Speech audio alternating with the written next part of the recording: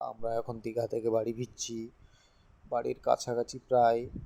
তো আমাদের বাড়ির পাশাপাশি আছে গঙ্গাধরপুরের ব্রিজ, খুব বড় ব্রিজ, দেখতেও খুব সুন্দর।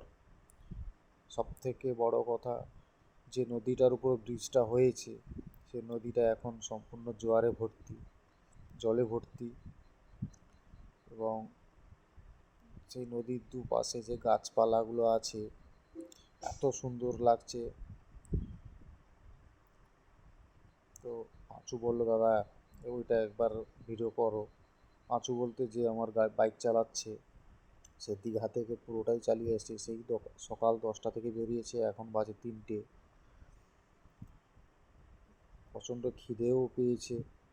ব্রিজটা সবাই দেখো, খুব সুন্দর। কেউ যদি এই ব্রিজে ঘুরতে আসতে চাও নিচে কমেন্ট করো।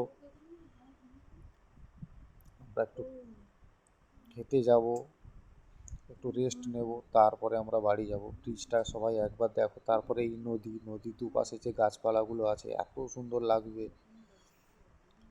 ঠিক আছে, কেউ যদি ঘুরতে আসতে চাও কমেন্ট করো, আমি লোকেশান পাঠিয়ে দেবো। সবাই একবার ঘুরে যাও এই জায়গাটা, খুব ভালো লাগবে।